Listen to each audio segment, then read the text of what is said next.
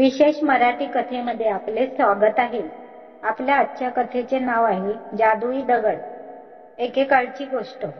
एक शिष्य आपल्या गुरूंचा खूप आदर करत असे।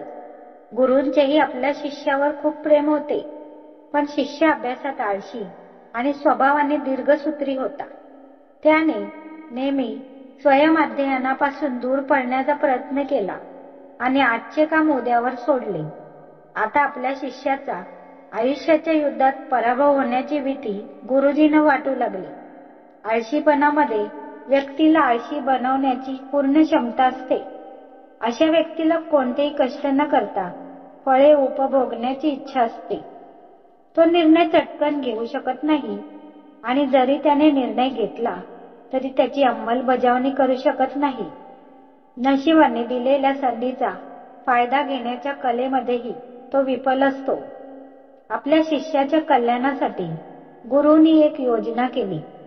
एके दिवशी शिष्याच्या हातात काळ्या दगडाचा तुकडा देताना गुरुजी म्हणाले, हा जादुई दगडाचा तुकडा तुला 2 दिवसासाठी देऊन मी दुसऱ्या गावी जाणार आहे।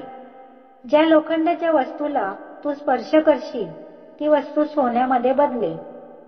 शिष्याला ही संधी मिळाल्याने तो खूप आनंदी झाला, पण आळशी असल्यामुळे आपल्याकडे भरपूर सोने असल्यावर तो किती आनंदी, सुखी, समृद्धी आणि समाधानी असेल याची कल्पना करत त्याने पहिला दिवस घालवला।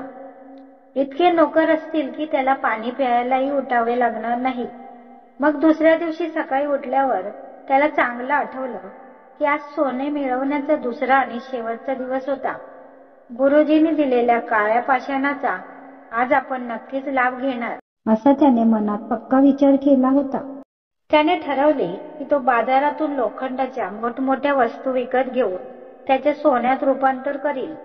दिवस निघून गेला, पण तो विचार करत राहिला की अजून खूप वेळ आहे। तो माल घेण्यासाठी केव्हाही बाजारात जाईल।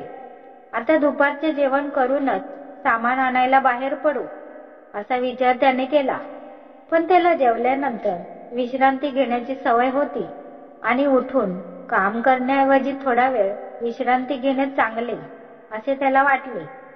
पण आळशीपणाने भरलेले त्याचे शरीर गाढ झोपेच्या धुंदीत हरवून गेले आणि जेव्हा त्याला जाग आली तेव्हा सूर्य मावळला होता।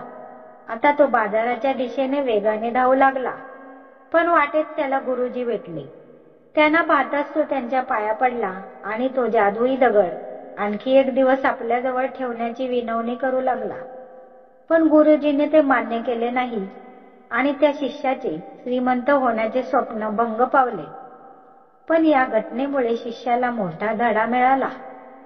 त्याला आपल्या आळशीपणाबद्दल पश्चाताप होऊ लागला। त्याला समजले की आळस हा आपल्या आयुष्यासाठी शाप आहे आणि त्याने शपथ घेतली की आता तो कधीही कामापासून दूर जाणार नाही आणि कठोर परिश्रम करणारा, सतर्क आणि सक्रिय माणूस म्हणून सिद्ध होईल।